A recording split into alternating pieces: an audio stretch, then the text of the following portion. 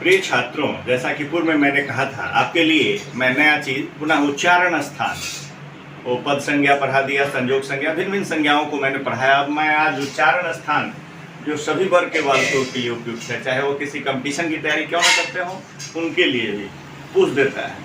और इसके माध्यम से मैं बहुत अन्य बातों की जानकारी बताऊंगा। स्थान निरूपणम मैंने लिखा शीर्षक, उसके बाद स्थान का मतलब होता है उच्चारण स्थान से, और ये बहुत सारे हैं, इसलिए उच्चारण स्थानानी मैंने लिखा है। प्रथमा बहुवचन है ये, प्रथमा बहुवचन।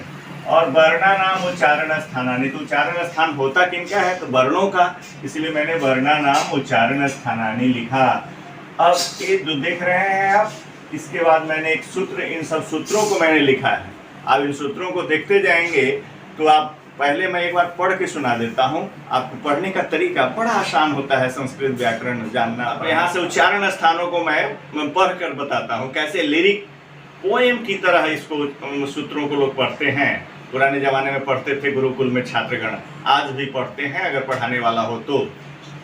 अकुह विसर्जनीयानाम कंठः, इचुयशाणाम तालुः, ऋटुरसाणाम मूर्धा, ऋतुलसानां दन्ताः, उपपद्मान्यानाम् ओष्ठौ, यमङ्गणानां नासिका च, एदैतो कण्ठतालुः, उदौतो कण्ठोष्ठं, वकारस्य दन्तोष्ठं, जिह्वामूल्यस्य जिह्वामूलं, नासिकानुस्वारस्य। एवं प्रकारेण ये आप सूत्रों का अध्ययन कर सकते हैं। सूत्राणाम उच्चारण स्थानानि एवं प्रकारेण पूर्वं छात्र ही पठ्यते स्म। तो ये मैंने बताया। अब इसको देखिए कितना वैज्ञानिक है। सूत्र पाणिनि का लिखा हुआ, अ लिखा हुआ है। अ से यहाँ पर आप अ और आ दोनों को ग्रहण करना होगा, क्योंकि दोनों का उच्चारण स्थान इसी आधार पर कहा जाता है। और जहाँ भी ह्रस्व का ही उन्होंने उल्लेख किया है, लेकिन उससे दोनों का ग्रहण करेंगे। अगर यहाँ ई है तो इसे ह्रस्वी और दीर्घ दोनों का, यह एक बार में मैं री है तो इसे री और री दोनों का ग्रहण होगा, ये आप समझ लेंगे। यहाँ पर लड़ी है तो लड़ी की एक ही संज्ञा होती है, और री और लड़ी दोनों पर वर्ण जो है सवर्ण कहलाते हैं। एक कात्यायन ने एक वार्तिक दिया है, री लड़ी वर्णयोर मिथः सावर्ण्यम वाच्यम, कहा कि आपस में री और ली इन दोनों वर्णों को सावर्ण जाने, सवर्ण समझें। ये दोनों सवर्ण हैं, इन दोनों की आपस में सवर्ण संज्ञा होती है। यह सवर्ण संज्ञा के क्रम में मैं नहीं बता पाया था। तो री लड़ी एक वार्तिक है, वह वार्तिक है, इसीलिए उसको मैंने अलग से आज बता दिया हूँ। ऋतु लसानाम दंता, देखिए लड़ी हो गया। उपू, ऊ है तो इसका ऊ और दीर्घ दोनों का उच्चारण स्थान एक ही होगा। यम अंगना नाम, ये तो प्रत्येक वर्ग का पंचम वर्ण है। आप देख रहे हैं ये प्रत्येक वर्ग का ही पंचम इसमें है, इसका उच्चारण नासिका है। और ये दैतो कंठ तालु, ये यानी इसको हम लिखिए देते हैं, यम अंग न। तो ये 5 वर्ग है। कवर्ग में य आता है, वर्ग में म आता है, कवर्ग में अंग, क ख ग अंग, छ वर्ग में य। इस तरह से आप इसको देख लेंगे, प्रत्येक वर्ग का ही पंचम वर्ण है यह, है ना, पंचम वर्ण। इनका उच्चारण स्थान नासिका है, और अपने अपने उच्चारण के साथ साथ ये नासिका का भी, इनको नासिका च लिखा हुआ है, मतलब इनमें तो ये है ही, और नासिका भी उनमें सहयोग प्रदान कर रहा है। इसलिए इन 5 वर्णों को अलग से अनुनासिक भी कहते हैं, क्योंकि आप देखते हैं सूत्र में च लगाया हुआ है कि अकुह जब यहाँ करेंगे, अब एक एक करके यहाँ तक समझ लेंगे। और यहाँ है ए दैतो, ए ओ,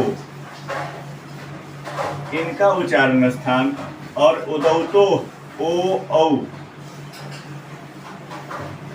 और यहाँ है वकारस्य तो व, इनका उच्चारण स्थान दंतोष्ठ है।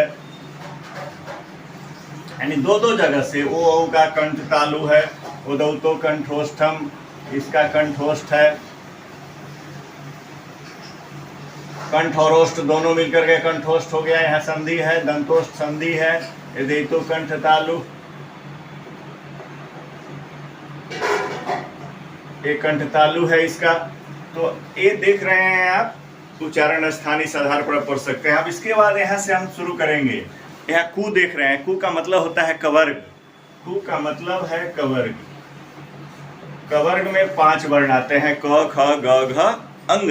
तो अंग यहाँ भी दिया है, इसलिए यहाँ च सूत्र में लिखा। आप समझ में आया होगा कि अंग के उच्चारण में कंठ प्लस नासिका, फिर ये य के उच्चारण में तालु प्लस नासिका, फिर न के उच्चारण में मूर्धा प्लस नासिका, इसलिए यहाँ सूत्र में च लिखा हुआ है। जबकि उसके आगे और भी सूत्र है, लेकिन च देने का जो प्रयोजन था पाणिनि जी का वह यही था, कवर्ग। इसके बाद देखते हैं ह लिखा हुआ है, ह, तो ह दे दीजिए। उसका विसर्ग है, ज ग ज में बदल गया है, तो विसर्ग हो गया, इसको विसर्ग समझिए। इनका उच्चारण स्थान कंठ है, इतने का कंठ है। अब एक साथ याद करने से आपको कभी याद करना नहीं होगा। अ मतलब अ दोनों समझेंगे, कु मतलब कवर्ग, ह का मतलब ह और विसर्ग। अब इन जितने भी सूत्र देख रहे हैं, इन वर्णों का उच्चारण स्थान ये है। इन वर्णों का किसका चिन्ह है? संबंध का। संबंध में कौन विभक्ति लगती है? संबंधे षष्ठी, शेषः संबंध, तो शेषे षष्ठी संबंधे षष्ठी शेषः संबंध इत्यर्थ।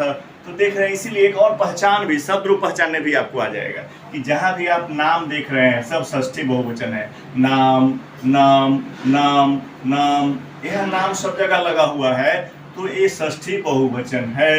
यहाँ षष्ठी एक वचन है और यहाँ दोनों जगह षष्ठी द्विवचन है ना। बालकस्य बालकयोः तेदयितोः उदौतोः, ये षष्ठी द्विवचन है।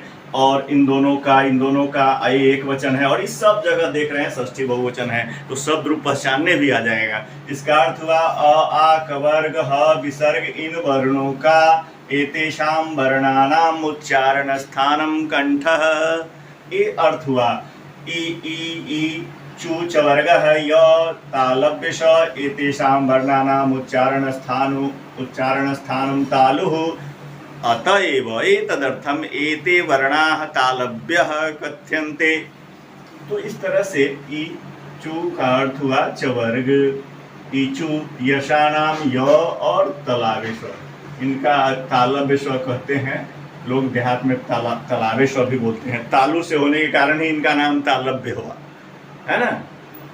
फिर यहाँ देखते हैं रू टवर्ग है, ये र है और ये मूर्धन्य श है। इनका उच्चारण स्थान मूर्धा है, इसीलिए मूर्धन्य श इनका नाम होता है। क्यों? इनका उच्चारण मूर्धा से होता है, इसलिए इनका जो है नाम मूर्धा है, मूर्धन्य है। और री तू तवर, तू मतलब तवर्ग, ल और स, इसी को दंत स कहते हैं। इनका उच्चारण दंत है। मैंने दंता लिखा है कि बहुत सारे दंत होते हैं, इसलिए यहाँ एक वचन नहीं लिख दिया। ओष्ठ ऊ, उसका उपू, पू पंपू मतलब पवर्ग। उसका उपधमानीय एक नया टर्म है, आपको मैं इसको बताऊंगा अलग से। उपधमानीय विसर्ग के आधे विसर्ग के समान इसका उच्चारण होता है। ओष्ठव लिखा हुआ है इसलिए कि ओष्ठ दो होते हैं, ऊपर के ओष्ठ अधरोष्ठ, जिसको इसको कहते हैं निम्नोष्ठ या अधरोष्ठ, ये हुआ ऊपर के ओष्ठ, है ना, उपरोष्ठ कह सकते हैं, इसलिए दो है ओष्ठव, है ना। सब व्याकरण सम्मत है। तो आप देख लिए कि इन उपधमानीय ये विसर्ग के समान इसका उच्चारण होता है। प फ के पहले अगर आता है ना तो उपधमानीय कहलाता है। वो आगे बताएंगे हम जिह्वा मूलीय क्या है और उपधमानीय क्या है, इस पर छोटा सा वीडियो मैं दूंगा। तो और यमंगना नांग नासिका च पहले ही बता दिए, पंचम वर्ण है, प्रत्येक वर्ग का इनका नासिका च माने च और नासिका भी होता है, यानी यहाँ कंठ प्लस नासिका, तालु प्लस नासिका, मूर्धा प्लस नासिका, दंत प्लस नासिका, इससे होता है। इसलिए इनको अनुनासिक भी कहते हैं। इन वर्णों को अनुनासिक भी कहा जाता है ना, अनुनासिक। तो ये दिख रहे हैं, और ये औ का कंठ तालु, ओ का कंठोष्ठ, व का दंतोष्ठ, ये उच्चारण स्थान है। इतना आप याद करेंगे। जस्ट आफ्टर मैं एक अलग वीडियो दे रहा हूँ कि इनको फिर से अलग अलग वर्गीकृत किया गया है। कवर्ग, पवर्ग, चवर्ग, टवर्ग, तवर्ग, इनको क्या कहते हैं। सो इस सब की हम अलग से पुनः जस्ट आफ्टर एक और वीडियो में डाल रहा हूँ, जिसमें वर्णों को उनके स्थानतः परिचय बताएंगे, उनको अलग क्या संज्ञा है, क्योंकि व्याकरण यही है। आज मैं इतना ही, और इस वीडियो से आप ज्ञान प्राप्त करेंगे। जितने भी हमारे इस राज्य के वासी हैं, देश के वासी हैं, मैं आज इतना ही समाप्त करता हूँ। सबके प्रति शुभकामना ऐसे विकट समय में, और इन्हीं बातों के साथ मैं अपनी बात को यहीं पर विराम देता हूँ। धन्यवाद।